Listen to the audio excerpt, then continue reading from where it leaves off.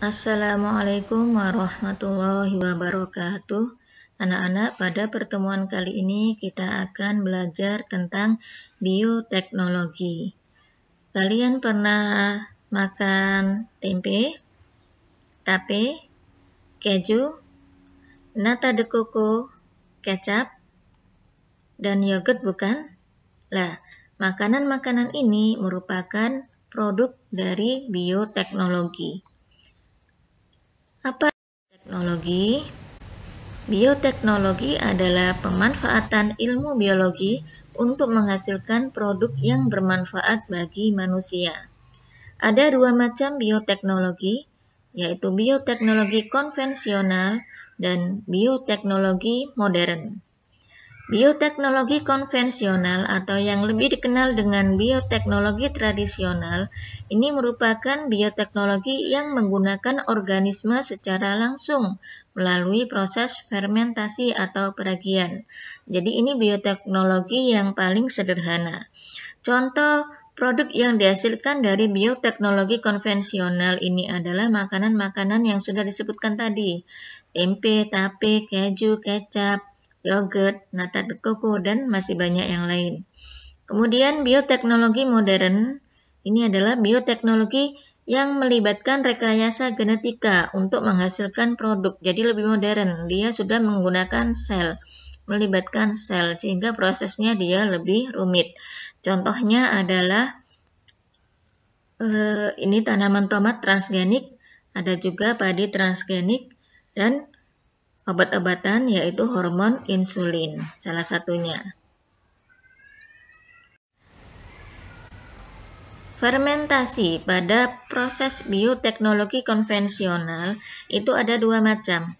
Ada fermentasi alkohol dan ada fermentasi non-alkohol.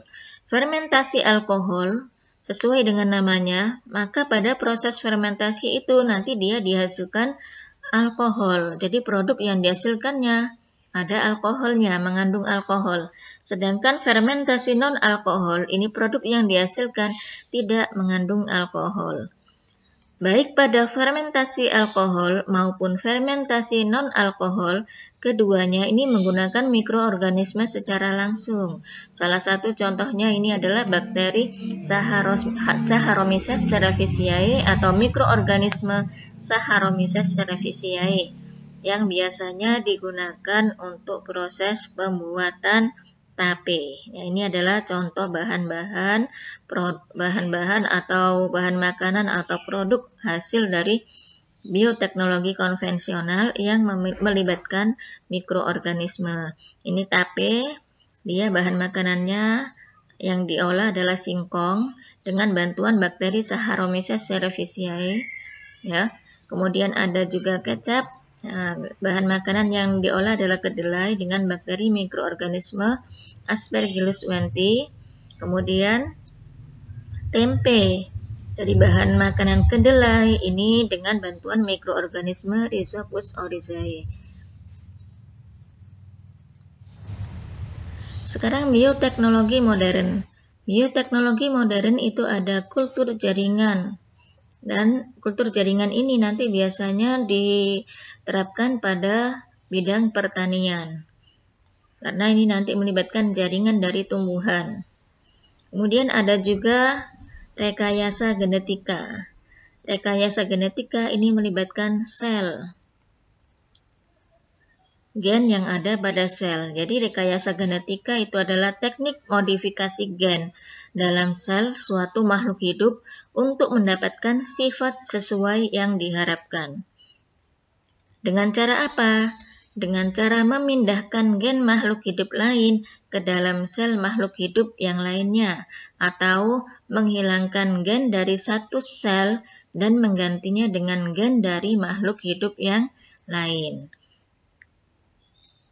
Contohnya ini pada bakteri Escherichia coli atau bakteri E. coli yang ada pada usus besar. Ini nanti akan dimanfaatkan untuk memproduksi hormon insulin. Bagaimana caranya? Yaitu dengan cara kita mengambil plasmid dari bakteri E. coli, plasmid dari sel bakteri E. coli. Ini kita ambil. Kemudian kita ambil juga gen penghasil insulin dari dari sel makhluk hidup, yaitu terutama organ tubuh makhluk hidup yang menghasilkan insulin, yaitu hati ya, menghasilkan hormon insulin itu hati. Pankreas ya, pankreas. Nah, ini kita ambil gennya. Di sel itu kita ambil gennya. Nah, setelah itu plasmid dari bakteri E. coli ini kita dipotong dengan menggunakan enzim restriksi endonuklease ya. Plasmid dari bakteri E. coli dipotong menggunakan enzim restriksi endonuklease. Kemudian setelah itu gen target, gen penghasil insulin yang diambil dari pankreas ini tadi, ini disisipkan, dimasukkan ke plasmid ini, ke potongan plasmid ini tadi dengan menggunakan enzim ligase.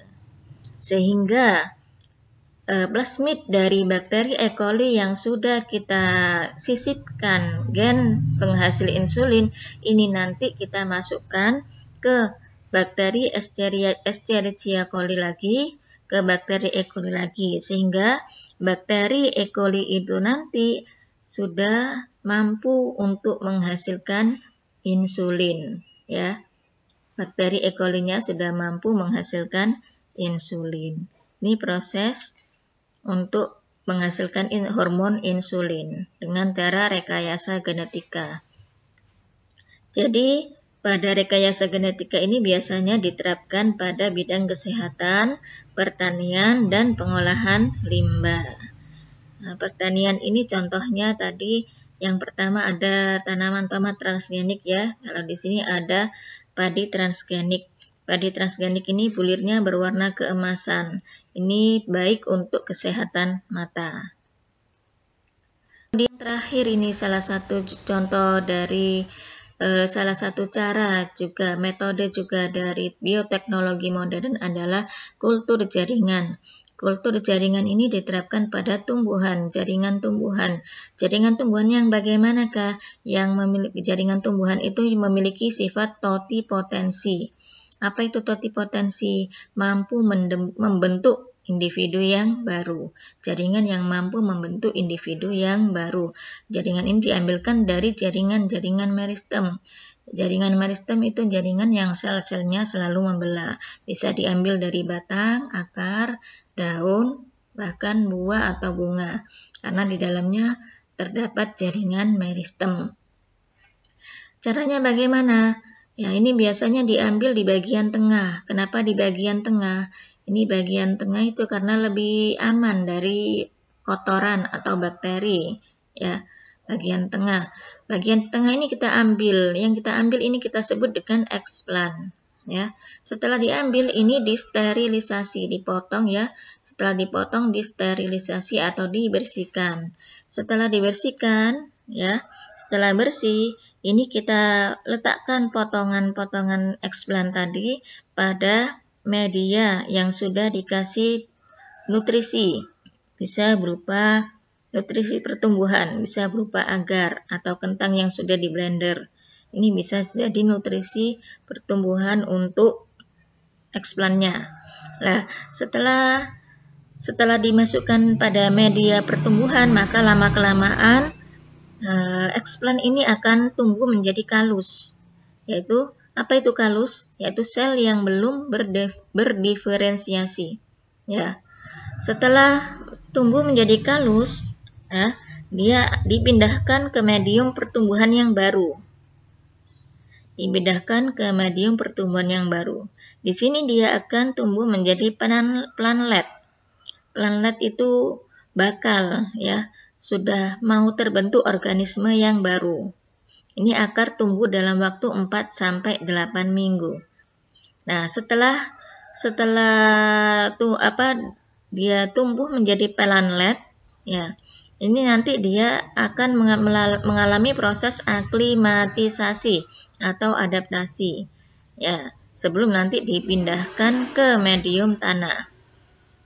Dalam proses ini nanti dia akan melakukan adaptasi. Yang yang dia mampu beradaptasi dengan lingkungannya, dia akan tumbuh, bisa ditanam ke medium tanah. Ya, sedangkan dia yang tidak bisa beradaptasi, otomatis nanti dia mati. Jadi setelah proses aklimatisasi atau adaptasi ini, nah dia sudah siap untuk ditanam ke media tanah, ya, menjadi individu yang baru. Ya, jadi ketika sel eksplan diisolasi, dibersihkan, disterilisasi, dia itu mengalami stres, ya. Setelah dipotong itu dia mengalami stres.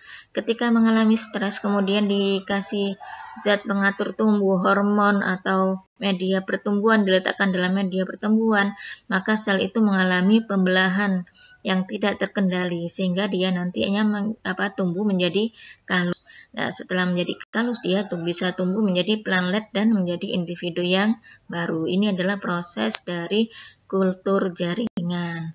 Demikian anak-anak untuk mata pelajaran hari ini. Semoga bisa kalian pahami dengan mudah. Kita akhiri dengan bacaan hamdalah. Semoga bermanfaat. Alhamdulillahirrahmanirrahim. Wassalamualaikum warahmatullahi wabarakatuh.